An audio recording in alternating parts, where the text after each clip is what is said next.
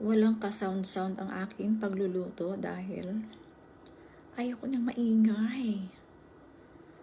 Gusto ko magluto ng tahimik. Oh my God. Joke lang. Ayun at nagigisa ako ng gulay na buto ng, hindi ko nababanggitin kung ano yung seeds na yan ha, kasi bawal daw yan banggitin. Basta gisa-gisa lang yan, may talong, may spinach, and mga ingredients. Yun ay maliliit na butil, ang kulay ay green.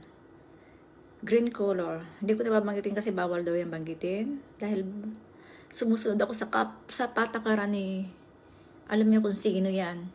Ang daming kaartihan sa buhay. Wala namang pinapasahod sa akin. Okay, bye-bye. Thank you.